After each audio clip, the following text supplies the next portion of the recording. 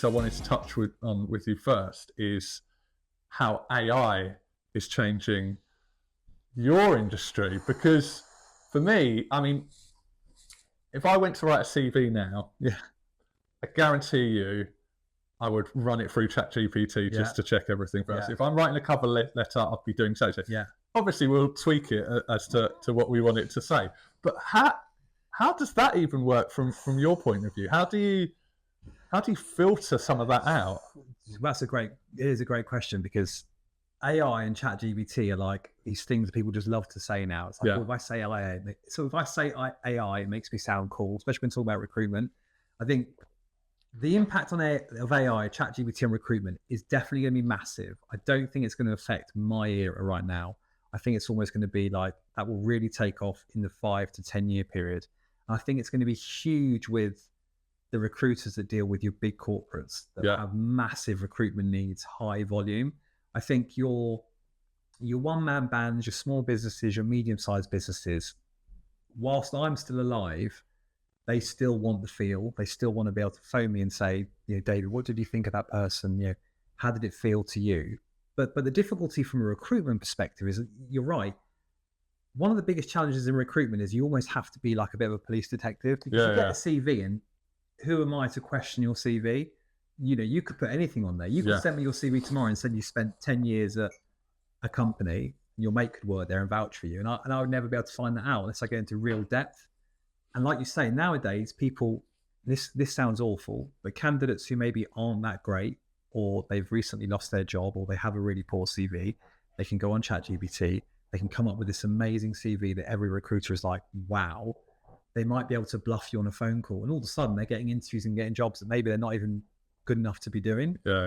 So I think it still goes back to, you're almost battling technology, because you have to have your wits about you. You still go, I think for me, I still go back to almost like my core training as a recruiter is, what questions can I ask you to find out what's real and what's just the fluff? What is just being written for you versus, and I think you can very quickly figure someone out who's bluffing you. And maybe it's just because I look at so many CVs, I can tell straight away.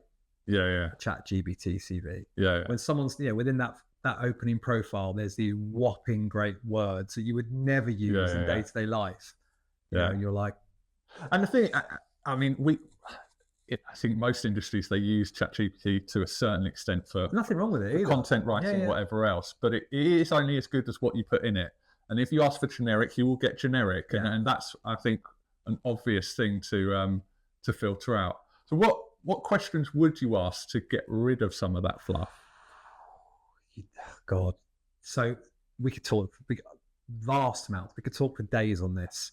First thing I always do, there are some absolute no-nos with a CV from my perspective, and everything is opinionated recruitment. What I say, some recruiters live by the whole, it should be on 2 pages type mentality. I've never been fussed by that, because if you've been in a career for 30 years, I think trying to put down 2 pages is almost impossible. I think I'd struggle with my background. I'm not bothered by that. If I have to read something a bit longer, then that's fine.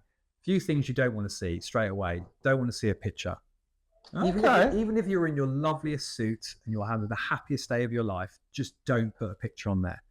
Don't ask. Well, I know why. It's normally because people put the most weirdest pictures on there. And they actually you get someone in the gym or someone with a bottle of beer in their hands. Like, you just don't need that.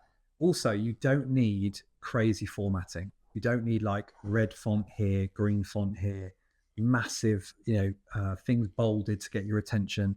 Just needs to be nicely put out in a, size 10 font, good spacing, easy to read. Because if you're a recruiter, you probably look at, anything from like 100 to 200 CVs a day. So you just want it to be really easy to get through, because the brutal reality of CVs, Patrick, from a recruitment point of view, and people won't like to hear this, but recruiters probably look at them for maybe 3 minutes, 3 minutes. So if it doesn't grab your attention in those 2-3 minutes, you're very quickly kind of pushed aside. And it's only 2-3 minutes because recruiters know what they're looking for. It's not because we're being lazy. To get rid of the kind so from that instant, if it's bright colours and it's trying to do that, do you almost go, it's quite off-putting. It's a bit like, I'd rather see your career, your education, and what you've achieved, as opposed to you've made this document look fantastic. Yeah. For example, so what I tend to find with marketing roles, I get really interesting marketing CVs that come through as like portfolios. Yeah. And they look amazing, and you have no doubt it's taken them days to put this together. It's actually really difficult to get the information that I want to see on it. Yeah.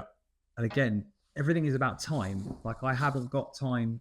If I've got 100 other CVs to review, I can't spend 40 minutes reading this CV. Yeah. And someone will say, well, why haven't you? That's just the way it is. Because I know that I've got 100 CVs to review. If I did 40 minutes on every CV, I'd be spending the whole week on it. Yeah. So my advice would be just to keep it simple. But then as soon as I see a CV that grabs my attention, I do a couple of things. I normally go onto LinkedIn. Yeah. See if they're on LinkedIn. If they're on LinkedIn, great. If they're not, no problem at all. Mainly look at LinkedIn to see where the dates match. Yeah. You'd be really surprised by how many people fudge their dates, and you're just like, why? Yeah. Just be honest. Or say for example, someone's lost their job last year. They've kept that job as from when it started to present. So you still think they're there, but actually it turned out they left last year. Mm-hmm. Just own your dates. Questioning, just get people talking. So one of the things that always stuck with me when I first started recruitment, I can't remember who it was as my boss. My boss always said to me, when you speak to someone for the first time, work off the rule of 30-70. I should only be speaking 30% of the time. Yeah. You as a candidate should be speaking 70% of the time. Yeah. When you have that in mind, all of your questions from a recruitment point of view need to be really open and need to really get them talking. So for example, you'd applied to a marketing job that I had advertised. It would be easy for me to phone you and go, oh, Patrick, you applied to this marketing job. I presume this is the type of role you're interested in. Yeah. The only answer you can really give me there is like a yes and no answer. Yeah. Whereas if I phone you and say, look, Patrick, I've seen you've applied to this job. Before we come on to that, I really want you to tell me all about the type of job you're interested in. Okay, yeah. So you get them talking. Get someone to open up. But when you obviously then speak to people about dates, so I go from present to as far back as I need to go. If someone's got a 30-year career, you don't need to find out about their paper round back in 1990. It's pointless. But obviously you just ask quite direct questions. So I'd say to you, Patrick, what was the reason for leaving that job? And you very quickly can tell by people's tone, or whether people start stuttering, or just little indicators as to, a bit like when your kid lies to you. Yeah. You can just tell that they're not telling you the truth, and you just know something's not quite right. Then you can take it one step further. So you could say, look, if you were to get this job we're putting you forward to, I just want to check that your previous employer will provide a reference. And then again, if there has been something untoward and they start like, oh, no, they closed down. No, people I know there don't work there anymore. You'll never get a reference from them. It's a bit like, okay, fine. Yeah. HR normally will give dates. Why wouldn't they give dates? So you just have to keep going through this process, talking and open. He's really asked open questions. Yeah. But the magic answer to your question is, it's more down to how you feel about it. Yeah. Like my gut feeling. Like, do I trust you? And do I trust you enough to put you forward to this client?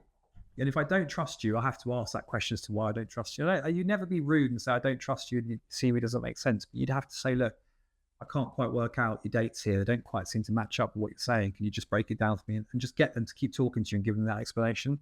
And I guess that comes with experience of the amount of people you may like interview as a candidate or speak to as a candidate. And I guess you learn from mistakes of the past and stuff like that, don't you? Yeah. Which I guess brings me on to my next sort of question is, my career, particularly in this industry, I've always got the jobs I've taken through reputation or word of mouth almost.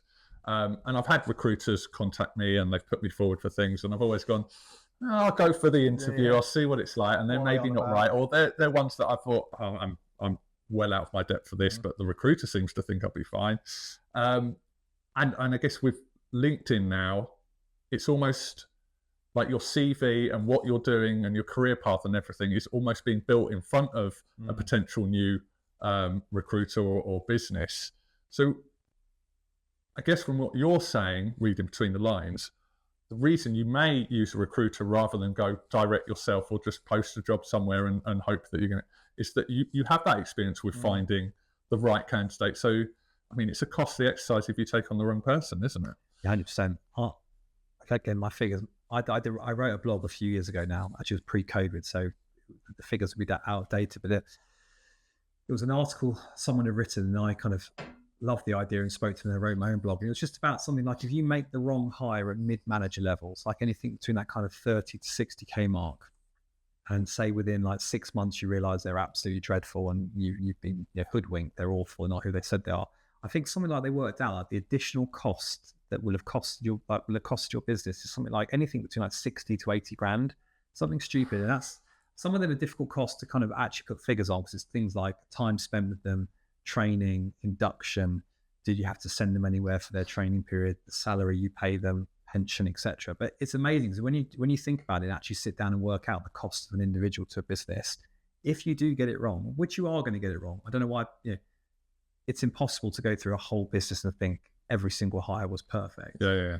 But there are things you can do to, I suppose, eliminate as many risks as possible. And I think when you talk about recruitment, I think one of my biggest frustrations is that when people talk about recruitment, and maybe someone says to me, what do you do? I talk about recruitment.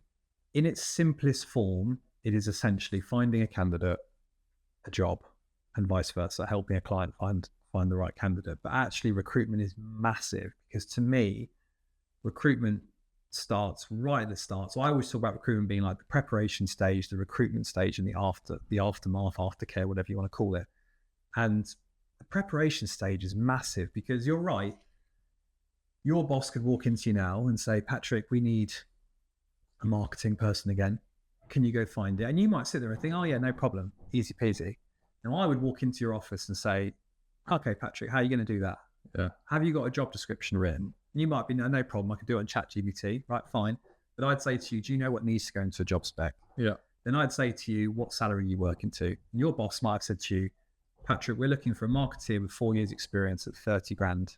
I'd walk into your office and laugh at you and say, at 25 to 30 grand, you're going to get a graduate with maybe a bit of experience, maybe 6 months. So you're already onto a loss there. So actually you need to be paying 40 to 50 grand. Then I'd say to you, right, have you actually had the chat with everyone internally about the budget sign off? Because if you're bringing in a new member of staff at 40, 50 grand, but your current team are earning 30 to 35 grand, I promise you in 6 months' time, when that person blabs in the kitchen that they're on 10 grand more, you're about to lose a whole load of people. Yeah. So that's almost like an ethical chat. Then if you actually get into the recruitment process itself, let's say you've got as far as to advertise on job boards, etc. Do you genuinely, and even asking you, Patrick, now, do you genuinely have time tomorrow to go through 50 CVs in the morning? You're probably going to say no. And say if you had one day you did, right? Let's say you looked at the 50 CVs, you might open the first CV and think, oh, this CV looks wicked. It talks about MailChimp. It talks about Canva. I love it. So you might be thinking, this person's definitely. But by CV number 10, you might be like, well, this CV is even better. So should I speak to CV 1? Yeah. Or is CV 1 now gone? It's the whole like X Factor thing, isn't it? You watch someone day one and go, amazing singer. And then 5, 10, 20 people down the line. They're like, rubbish. Were they that good? Or are they really? Yeah. So then you could get to the end, say you got to the end of the process, you got 20 CVs you like. Then you got to think to yourself, oh my God, my boss is also saying to me, I need to do this piece of work. I've got 20 CVs to go through. And again, throwing this question to you, Patrick, how long do you reckon would you say a screening call to a candidate would take? Your first call with them? I mean, it's as long as a piece of string, technically, couldn't it? If you get going with someone, it could be half an hour, 45 minutes, whatever. I'd say anything between half an hour to an hour. Bear in mind, you're going to speak to someone about their life. That doesn't seem that long, really, but that's probably where you're aiming for. So then you got like maybe potentially 20 hours of phone calls. Then you got to break it down. You see where I'm going with this here.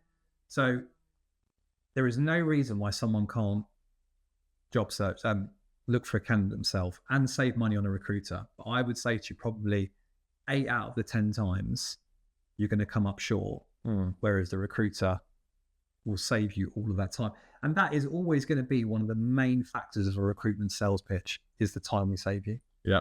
And everyone will be like, oh, it's so boring, what else do you do? But that is essentially what we do. Yeah. We save you time, just a bit like your job. I couldn't do your job. Yeah. If I needed your help, you'd save me time rather than me doing it. Yeah. And I think something I was thinking about this in the car here, actually, one of the comments that winds me up an absolute tree. Yeah. When you help someone find them a candidate, you always get like a bit of a backhanded compliment. Say if you fill a job really quickly, someone will always say to me, or I may have said, "Oh, you've made a good bit of money out of us for a week's worth of work." Yeah. Then looking at it completely wrong. The reason I've been able to fill that job in a week is because I live and breathe that market, and you've essentially come to me for the network of candidates I know. Yeah. And in actual fact, I've just saved you loads of time. I've probably put someone in your business that's going to go on to make you X amount of money. And the right person. And the right person. So when you think of the fee at 4 or 5, whatever grand you're charging, probably in the long run, I've actually probably undone myself. Because I always say to companies, if I worked out what my hourly rate is and charge that as a fee, you'd probably be thinking, oh my God, these fees are whopping. It's the same in any industry. It's like that old sort of saying about a plumber coming in and he whacks something with a hammer and charges them 200 quid. They go, well, why am I paying you 200 quid for that? You're paying 200 quid because I know where to hit that with a hammer. So it's I guess it's that side of things. It's all. I said to them the other day, and they were like, I always end up, I waffle and I talk gobbledygook. I know I do, but someone was like to try and describe recruitment to me. And I was like, well, it's a bit like making a spag bowl. And they were like, what are you on about here? I was like, I have no doubt you could make a spag bowl, but wouldn't it be easier if you walked in the front door and all the onions were chopped for you, the water was already boiling, I bought all the ingredients, they're laid out in separate kind of pots and bowls for you, so that when you go to cook it, it takes you far less time. Yeah. That's really, as cheesy as it sounds, that's a bit like what recruiters do, really. We don't do anything groundbreaking. We just do what you need us to do quicker and better. And I guess like many things, your reputation is what will make you a good recruiter. So the candidates you bring in, assuming they're good, and I'm sure there'll be misses sometimes because that's just the nature of anything, but your reputation will be based on those recruits that you've found for people and who have done well and grown and potentially come back to you if they want to progress in their career somewhere else, or the business might come back to you and say you found this person, they were amazing, can you find us someone else? So it's circular, isn't it? So it's always going to come back around. What do you find is the biggest issue when it comes to, I guess, the negative connotations of what recruiters can be? Because it's a bit like estate agents. It's awful. I've had them, and the worst ones I get, and it's obvious where they've gone wrong. Who's been your worst one? Why? What made them worse? But the worst one would be... Give us the warts and all story. It's not even a long story, but it's typically, you'll get a message on LinkedIn. Yeah. They'll have not looked at your whole profile at all. Yeah. They'll have picked up on one word, whether it be jewellery or sales or something. And then they're offering you a role as, I don't know, just something completely random. And you're like, where have you found? You've picked one word out of that whole thing. You've not done your research, and then you call me. Or they call me, and it's just such a. They went, would you like to have a call? We think we've got this great job for you, and you talk them through. And then they don't tell you what it is, and they go, well, this is strictly confidential, and it's for this company, and this is the role. And I've had one, and it was a massive company, and I just went, that's not for me at all. Yeah. I said, I can't actually work out where you figured out I would be right for that role. It's completely opposite to anything I've ever done. Push on you as well. And they're like, but I think it could be good for you. And those are the ones where sometimes you even feel a bit pressured to go to the next stage and actually speak to the company. And then you're sat in front of them, and they're looking at you going, why are you here? And you're sat there going, I don't know why I'm here. So that, I think, is my, like, as I say, I've never taken a job that a recruiter's put me forward for. And that's not because I don't believe a recruiter wouldn't be able to do that. It's just that my journey's gone that way. But how do you change people's perception of that when you're trying to either get new business or when someone approaches you and they're like, oh, I've had these bad experiences before. Why would you be any different? People don't like recruiters, and I absolutely get it. I don't even like recruiters, which is weird. And I always say to people, I love my job, but I hate my industry. Because you do get this, you do get wrapped up in the cowboy recruiter reputation, but it's so deserved. It's so deserved. And I think, how you regulate recruitment, I don't know how you would make it more ethical, correct in the way people do. I don't even know how you would go about doing that, because essentially it's people dealing with people, and I think yeah, that whole, you're a product of your environment. If I think back to my early career in recruitment, I was part of a company that was incredibly heavily targeted, like quite overwhelmingly targeted, and it would ask you to do things that you shouldn't do. So one of the things we used to be targeting was getting leads. Yeah. Which would be phoning you. Hi Patrick, got this great job, want to put you forward to. And you go, yeah, put me forward. And I go, oh, how's the job search going? Where else are you interviewing? And a lot of people will go, I'm interviewing X, Y, Z. Yeah. I'll be like, oh, what role, how much? Phone down, phone that company, badger them all day long until they give me that job so I can start recruiting for it. And I remember just thinking, I was in 2021. I remember thinking, okay, this is what I need to do. I need to get 10 leads a week. And then you chase the leads and, you get some of the leads on. But over time, I was just a bit like, if I can't get my own jobs on, what's the point? Like, I'm essentially squishing someone else's work here. Yep. It just used to feel really bad because I would have bosses say to me, phone that candidate, run a fake role past them, get all their info, who their line manager is, and how many times they hire in a year, and then we'll start bugging. And I was just like, this is not for me. It really isn't. But I think the biggest problem the recruiters have is, like I say, being in that targeted environment where they feel the pressure to do maybe the wrong things, but also you don't really get that great training in recruitment. And I think the training needs to be about how to deal with people. Because one of the biggest bugbears people have for recruiters is, like you say, you get the phone call telling you that they've got the best job in the world, they're going to put you forward, and then you hear nothing. That recruiter, it's almost like they've died. Mm-hmm. You then can't get hold of them on their mobile. They don't text you back. They won't message you back on LinkedIn. You're like, why are they not messaging back? Yeah. And it's simply because I think a lot of recruiters, they're either they're busy, but they're also just a bit chicken. They're not just afraid to turn around and go, Patrick, we put you forward, but they just didn't like your CV. I'm really sorry. Anything else we got? Which could be really helpful for the candidate. Yeah, and you could be like, why? And you get feedback, etc. But recruiters are so focused on transactional. I need to make a fee. I need to hit this target. I've been offered to go to Ibiza at the end of Q2 if I hit 60K. Yeah. And it's like everything. The motivation of recruiters, I think, is wrong. And this is going to sound so cheesy, like I'm making myself out to be this like recruitment. Oh, you go ahead. I'll always say to people, like, if you need career advice, CV help, you just want some preparation for an interview, and it might be through another recruiter, I will definitely help you. Definitely help you. Because at the end of the day, if you're not in recruitment to help people, you shouldn't be in it. You shouldn't be. Yes, you can have a great life, and yes, you can earn great money, great bonuses, and go on like these great quarterly dues that they take you on and whatever. But you can still do it in the right way. It doesn't need to be so underhand. And I think if you've got your own stance on it, and that is how you feel about it, then your business will only grow because of that, because you're doing it in the right way. That's reputation, isn't it? Exactly. The reason people call you, Patrick, like you say, you've got jobs to your reputation, is because you've earned that reputation. Yeah. And recruiters need to be the same. I mean, the amount of times, again, I don't know whether you've experienced this, but the amount of times you may have dealt with a recruiter, and then you go to speak to them, and then all of a sudden they're at this recruitment company, and they're phoning you from that one, and then 6 months later they're all of a sudden at this recruitment company. You're like, what's going on here? Like, why are you moving around so much? How's that happening? Yeah, it's an odd one, because I think that there are these negative connotations with recruiters, but fundamentally there's a lot of businesses who really do need them, but need the right ones. And I think if there's this whole just dash and grab in terms of getting someone into a job just for the sake of getting that number, then you're not going to get the right candidates in place. But a bit like with life, right?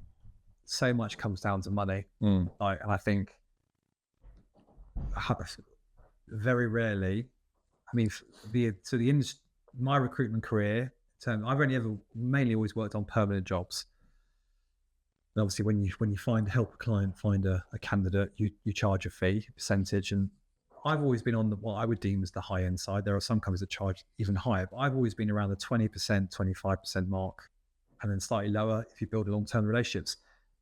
If you're working with recruiters, I'm not saying they're all like this, but predominantly, if you have a recruiter that's willing to say to you, we'll charge you 8%, 6%, 10%, or a flat fee, you've got to ask yourself why. Like, how hard are they really working on that? Yeah. Because they're not actually making that much money. Yeah. So where's the catch? Like, are you getting the best candidate? Feels like volume over value. Yeah. Right? They're just plugging and playing. They're like, I need to make quick fee. And then in that world where they're making quick fees, they're just hoping the candidate stays past the 3-month, 6-month period. Once that rebate period's over, the recruiters that don't care, they're a bit like, just, they can't come back at me now and ask for a refund. Right. It's savage. Yeah. But it's just the way it is, and that's why people don't like them. And I get it. Yeah, I get it. And you know, I have this all the time where a candidate phones me, and you can just tell they're really guarded. Yeah, it's kind of my job to kind of break their wall down a bit. But some people they also know they need you, and they're just a bit like, get me the job, but I don't really want much to do with you. And that's hard because they've had 5 other recruiters absolutely messing around. So yeah, it's difficult to change their opinion. Yeah. It's a tricky one. It is a tricky one to balance. Who'd do it, right? Your choice, not mine. Give me another life. In terms of probably what we want to talk about, the majority of the roles within this industry, particularly for our members, will be retail roles. Yeah.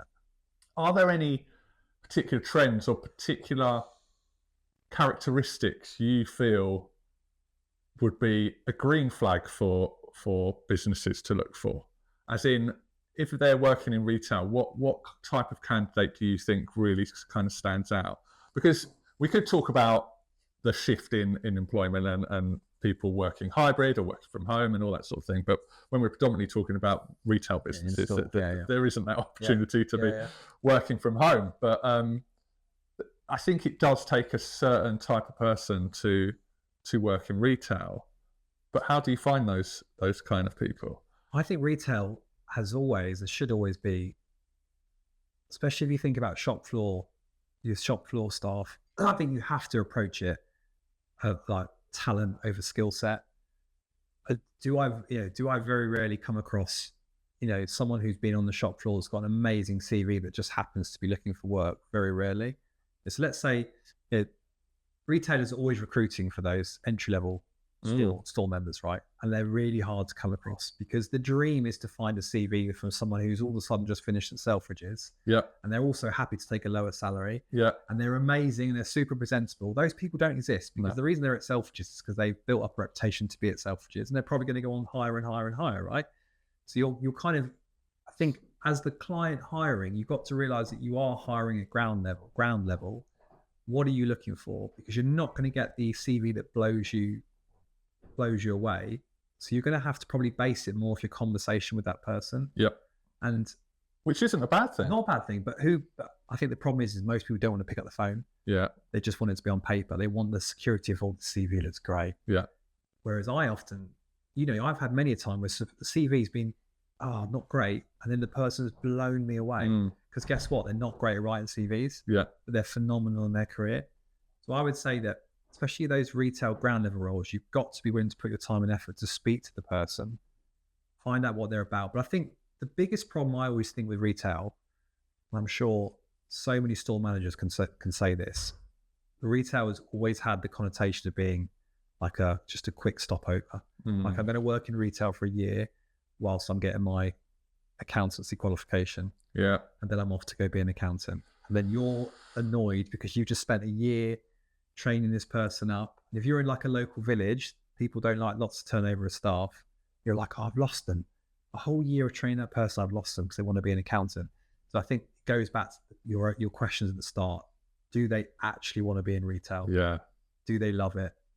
Can they do it? Can they work Saturdays? Where do they want to get to? Why do they want to be in a jewelry store? What's their passion for jewelry? Yeah. Does that make sense? Yeah, absolutely. And it's that catch-22 thing, isn't it? Where what happens if I train them and they leave? And the counter argument is, what happens if we don't train them and they stay? Yeah. Like, so you've got to find that right person who's eager to learn. But I don't think there's a magic potion for finding that person. But is there anything in terms of how they may act in an interview or how they may come across the phone that you think would instantly you go, okay, this person sounds like the type of person who would really get on in retail, or is looking for that path through retail, whether it be from starting as at the bottom and then working up to a assistant manager, store manager, or whatever else. Yeah, I think that would all be tone of voice, especially if you're basically off a phone call and face to face. That would all be confidence. But I think retail has to be about confidence. The amount of times you walk into a restaurant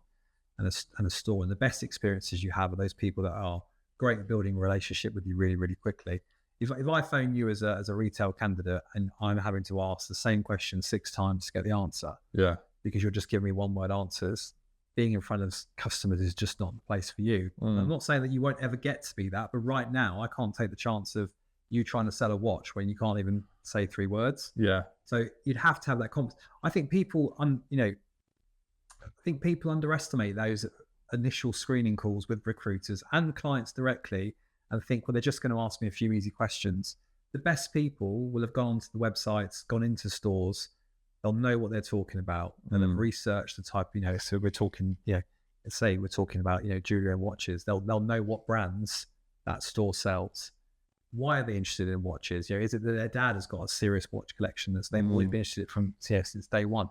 So it doesn't necessarily have to be groundbreaking answers, but it's just being able to give you the context as to why they're interested, rather than just saying to you, oh yeah, I've always thought retail I'd be great in because my friends tell me that I can talk the talk. That's great. And great you can talk the talk, but why should we invest in you? And vice versa. Why should I join your company? Yeah, exactly. And I guess it's that genuine interest. Confidence is a tricky one to gauge in certain scenarios. Some people will fall apart in an interview or presenting, but they might be amazing on the shop floor because it's a one-to-one personal thing. And I think that's always a hard thing to track, because you can do things like that, because there's a company I recruit for, they mainly take on grads, and credit to them, they send the candidate for the interview everything they're going to ask them.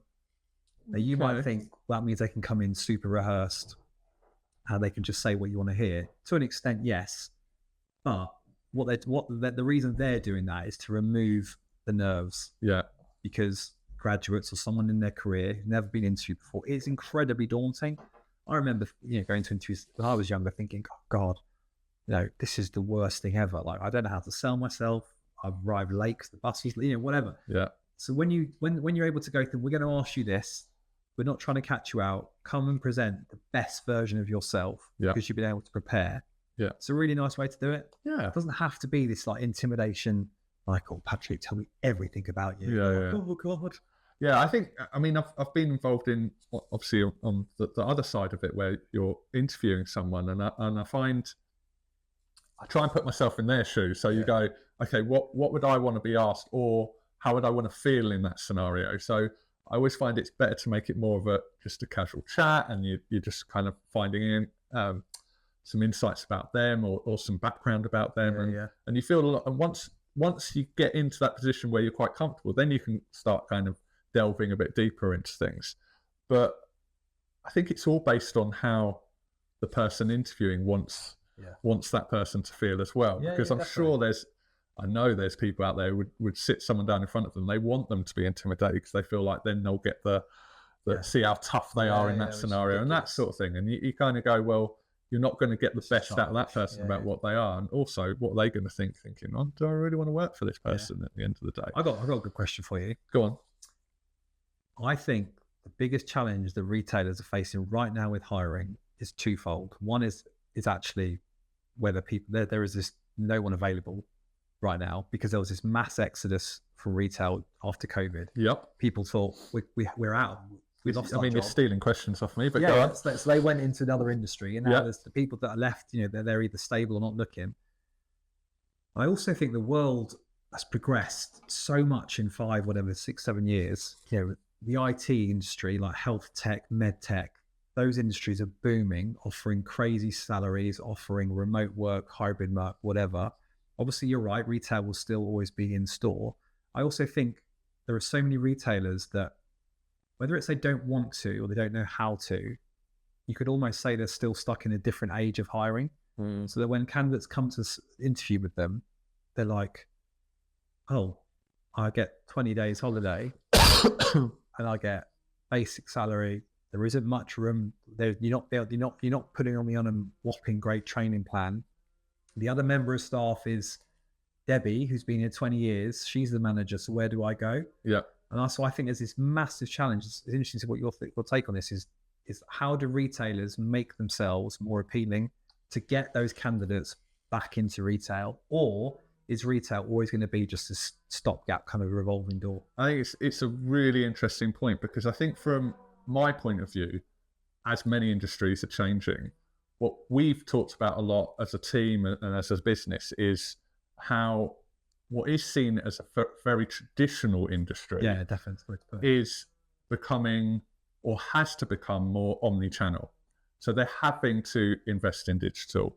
I think it's got to the point now where some are just going, well, that's not for me. I don't want to touch it. And they'll probably remain the same. They'll bring in sort of a few Saturday staff, or they'll bring in some part-timers, or maybe they will find those people who've gone, actually, I really like it. Maybe I'll do a bit of jewelry training and I'll learn how to do repairs. And that becomes their kind of segment and their career path. But what I feel like it is now opening up is opportunities for the younger staff to come in and go, actually, I can help you with your business in different ways. And maybe what the store managers, store owners need to be thinking is, actually, if I bring someone in, have they got the capacity to go, they can look after my Instagram, they can do TikTok live and sell some of my products through that. And I feel like that's how it can evolve and become more sexy to Gen Zs, Gen X, Gen whatever the next gen is going to be. And I think that's how it will evolve. So I think there's opportunity for just looking at what that job would actually mean. Because I know if you've got an 18, 19-year-old who's working because they're at uni in that town, but then they're going to go home. You know, if I knew as a 56-year-old store owner that I'd go, I have nothing to do with Instagram, Facebook, I don't have a clue, but I kind of know I need to be doing it.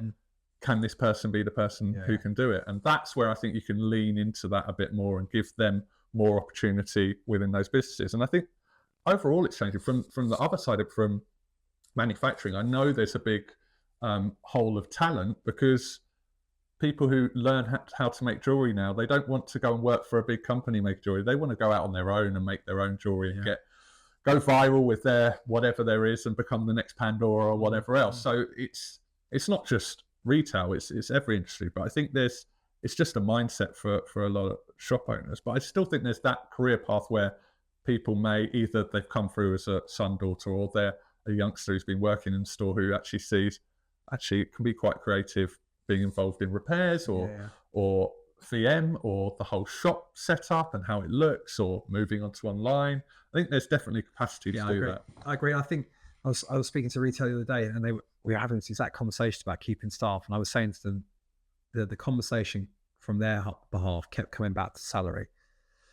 And I kept saying to them, you're fighting a losing battle if you're always throwing salary at someone who wants to leave, because you're just going to reach a ceiling, or they're going to take it for 6 months, but actually the salary probably won't solve what the issue is in their head, whether it be they just don't enjoy their job or they got no. So I said to them, so many people overlook the additional benefits package, like, and it sounds obvious, but for example, holiday allowance is so important to people these days. Pension schemes, the generations now. When I was younger, I had no idea about pension. It sounds embarrassing, but I remember my first couple of jobs, I didn't even know what it was. When someone said to you, find your pension, I was like, find what? Like, is it just like something in the cupboard? Like, just there's my pension. But nowadays, kids, younger generation, there's so much switched on. So can you offer pension? Can you offer healthcare? Can you offer free dental? There's a company I used to help that it was something like they offer every employee 8 months free counselling sessions with no questions to what it's for. It could be something they've gone through something personally because they're struggling at work. It was just free sessions. I thought that's great, because that really shows when you join that business, they are there to look after you. And I think, again, it's something, how that works in retail is difficult because you couldn't obviously have everyone off on annual leave. No. But I think when a lot of companies talk about, we offer 28 days holiday, the reality of that is you offer 20 days holiday with the 8 bank holidays. And when you're taking on other industries that offer 30 days holiday without bank holidays, etc., you're fighting a massive losing battle. And it's how can retailers bring the gap down without obviously killing themselves with costs? Because it can't just be freebie, here's free money. But I think you're right. It's how can we make it feel a bit more sexy? How can we make this career seem like it's better than it was 10, 15 years ago? Yeah. And I think it could, especially for someone fresh out of uni, it can be a place to learn your craft. Like you're going to learn so much more about a business, how it runs, the high street, digital, everything in one spot than you may learn anywhere else. And I think it all comes down to whether the owner of that business really wants the business to develop in a different way. That's it. I mean, one of my first jobs, I worked in a print company, and big litho printers and just doing trade print, and they knew what they're doing, and they did trade print. And I joined, and I was just like, they don't even have a computer in this. And so like that became my 7 years there of just like, right, we're going to get a computer, we're going to create our own plates so we can do all our printing. I'm going to learn graphic design myself, and we did all of this. But it's still, if it gets to that point where you go, it's not much like we need to be moving into digital print now, and it was just that nervousness of moving there. So I always think there's a plateau even from that point of view, because you'll get to a point where they'll go, okay, you've like taken me to where I never thought I'd be, but the next step just seems too scary for me. But you've got to be open to that. Yeah. And for me, that was 7 years of doing that and figuring all that out was massive in what I'm able to do now. Yeah. But I think if you're looking to attract younger staff who, you know, I mean, let's be honest, you're going to be paying them less than someone who's been working yourself, and you know that's the reality of it. What else can you offer? And I feel you're absolutely right. If it's, maybe it is holiday, maybe it is every other weekend off, because for a youngster having to work weekends in retail, it's a tough one. Or it is that training, like we offer, either you can go away, you can learn how to do social media management, or you can learn how to do business development, or make that part of the package. So at least you feel like you're getting a lot more out of that. Yeah, I agree. Because retention is probably the biggest issue for a lot of our members. Retention's a massive topic. And actually, just in case I want to talk about retention, to take your point one step further as well, which I think you made a really good point there as well. I think business owners, hiring managers, you need to not be afraid of losing staff. Like, you can spend your whole life trying to create the best job, the best company culture, the best environment. You're going to lose people. It's just natural. You might lose people because they get sick of their job. You might lose people because they're relocating or they're having children. It's not something to be daunted by. And I think where companies go wrong is where they have these individuals that do so much for their business that by losing that one person, they're absolutely in a mess. Yeah. And that needs to be more what business owners look at. Is this person too important to our business to lose? And if they are, you've got to not necessarily strip them back, but you've got to have someone else doing what they can do as well. Yeah. Because when that person inevitably leaves, because someone's phoned them and said, we're offering you 20 grand more to come work here, which might happen, you end up in a really bad scenario. So I always say to them, it sounds ridiculous because we talk about retention as a key thing, which it is, but also your business has to be able to continue running and be happy and be fine losing staff. Yeah. I'm not saying like lose everyone, because anytime you get noticed, it's annoying. Anytime you walk in on a Monday, you've had a great weekend and someone goes, I'm leaving, you're like, oh God, not this again. Yeah. But it needs to be less dramatic. Yeah. No, I agree. I guess as a business owner, you just need to understand your team and who takes on certain roles. And that's not always easy, because if you're a business owner and you're focused on, right, I've just got to keep this thing running. It's so personal, doesn't it, as owners? It does. And I think that's tricky. One of the things I think, and I don't know how a recruiter does it, I actually think it's even difficult for a business owner, but, and maybe it is a cultural thing, but when you think of teams and thinking about bringing someone new into that team, is there ever a process to actually speak to that team and see what or who might be the right mix? Yeah, definitely. I think anyone who's starting out in recruitment or is in recruitment right now, you have to either, the kind of key core words always get thrown around as being a partner or embedding yourself into it.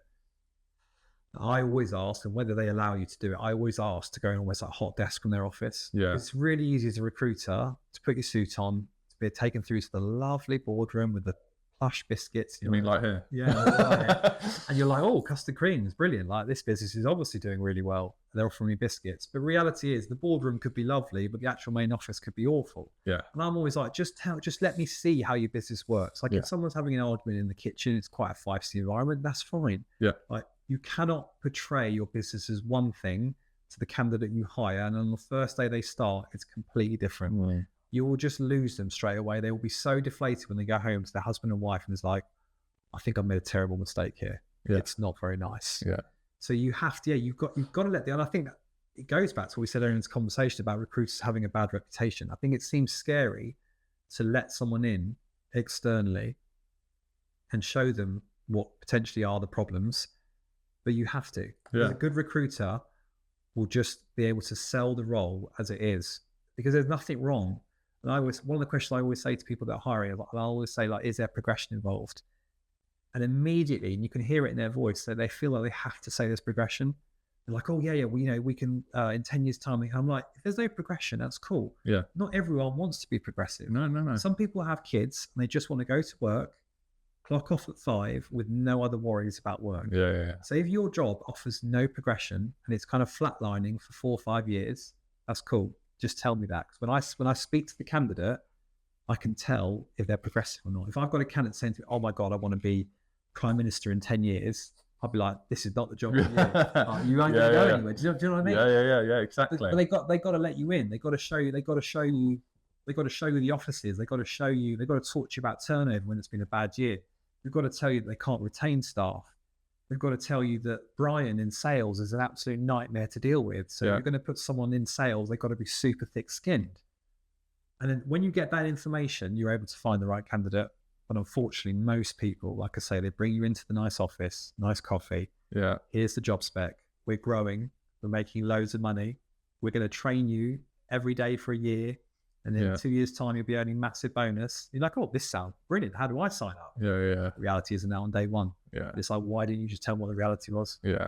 And I guess they may reflect that on you. It's like, well, you brought the wrong person in, and you're like, but you didn't give me all the facts. I think the other side to that is maybe not a progression thing, but if you're a business owner or a manager and you're like, okay, my skill set is not bringing this team together, but I need to bring someone in who is going to either complement this team or really motivate them, even though they're not in a managerial role.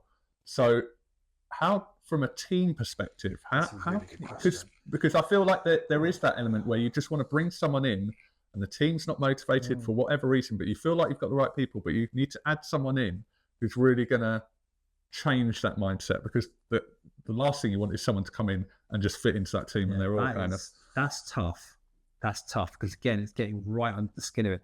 Do you know the way to solve that problem is normally getting the decision maker out of the process?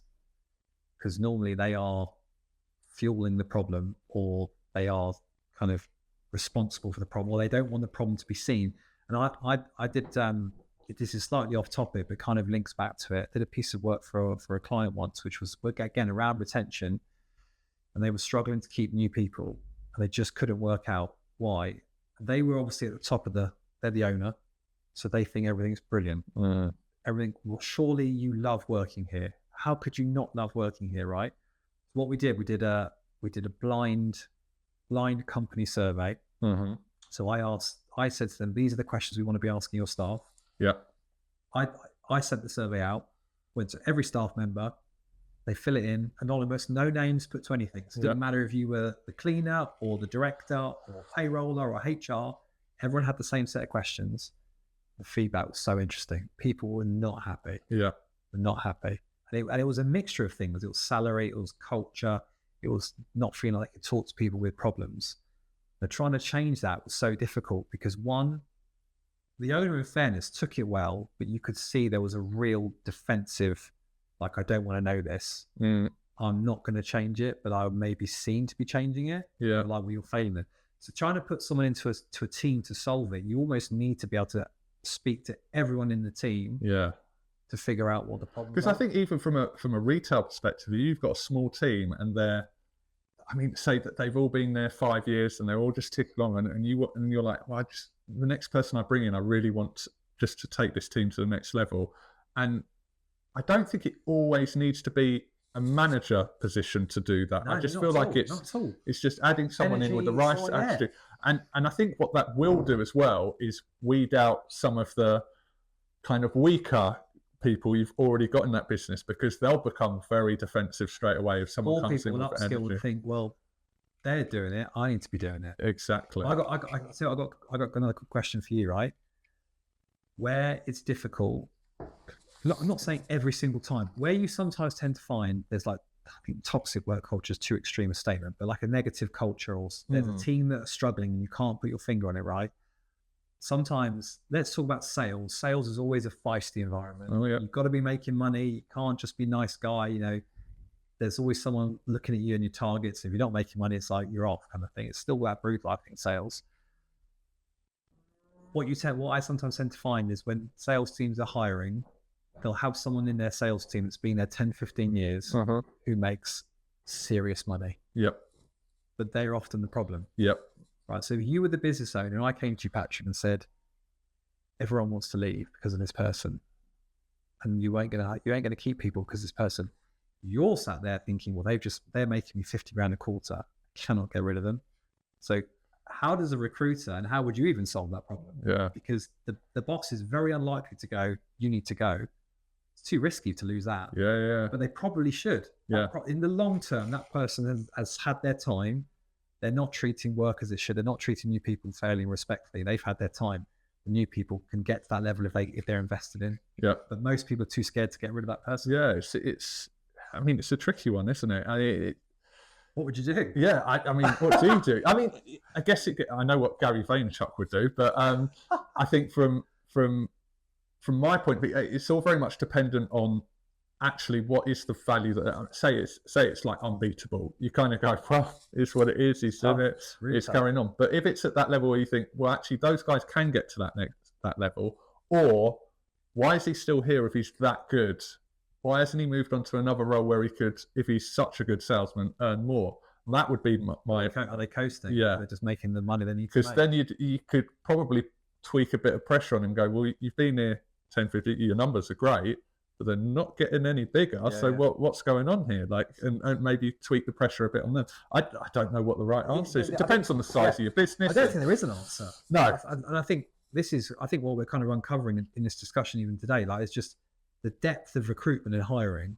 It's vast. It's a minefield. If we go back to what people think recruitment is, candidate gets a job with a client hires a candidate. That's a really simple way of looking at it, but it's just not like that. Yeah. Every industry is full of this minefield and things that don't even exist on paper. Like, you're talking about people's personalities, the way they feel, how it feels to the owner.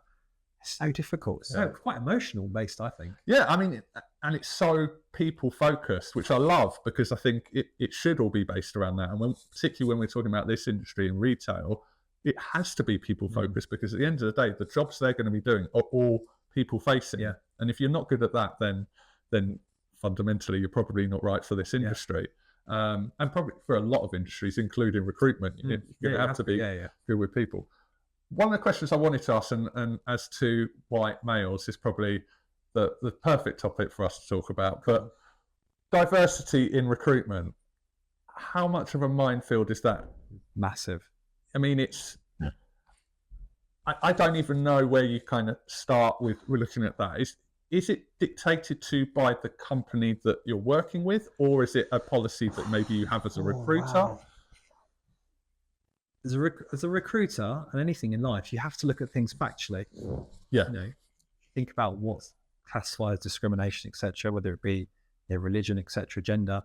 That should never ever come into a recruiter's head. You need to base everything you do purely off the person, their skills, their CV. Everything else is irrelevant, and as it should be in the rest of life. But that's not how people treat things. Companies have a huge problem with diversity, and I think there is this kind of slight issue going on with it, in a sense, a bit like AI, really. Like, everyone loves to say AI, but no one really knows exactly what they're doing with it. Some people do, some people don't. But if I talk about AI, I'm on trend. Yeah. And I think you've got all these companies on LinkedIn right now that are their HR leaders talking about diversity, inclusion, equality. This is what we do. We've just been awarded this. Some of it, I'm like, yeah, of course you have. Just put that on your website to be more attractive. But when you speak to them about what they're actually doing, they're doing very little. Yeah. I think that's quite worrying, that we still have this kind of problem now. You think, how is this still going on? And I think the classic example I can give you from my side, and I always stamp it out, and it's definitely an uncomfortable conversation. And I know I've got someone in my head right now who I know I've really annoyed in the past, who I didn't work with. The question I hate is when someone says to me, I know I shouldn't say this, but I'm looking for this. And you're like, guess what? Don't say it. Yeah. Why have you said that? Yeah. What do I do with that information now? Yeah. The classic is, we've got an office full of men.